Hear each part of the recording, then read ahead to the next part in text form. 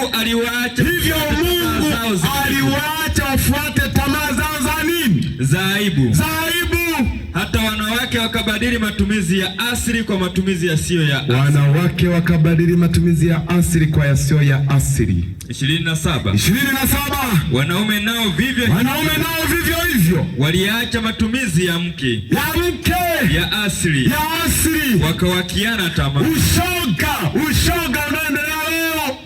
Mwanaume mtu mzima unakuta anasuka nywele, mwanaume mtu mzima anaweka hereni, mwanaume mtu mzima, yani ni machafuko. Unakuta mtu alizaliwa mwanaume lakini anaongea sauti ya kike. Ukimwambia habari yako nzuri, wakati ni mwanaume.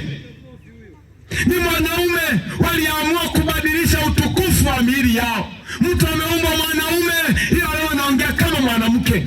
Ukija kwa wanawake ni mashoga kwa wanawake wenzao, ukija kwa wanaume ni mashoga kwa wanaume wenzao. Watu sasa hivi hawaoani mme na mke, ni mke na mke, mume na mme. Hizo ndizo ndoa zinazofungwa leo, na wengine wanasema wamefunga ndoa, yani madume mawili yanafunga ndoa. Sasa unajiuliza, nani mke, nani mme? Nani atampikia mwenzake? Nani atakuja kula? Machafuko. Ndio anamalizaje?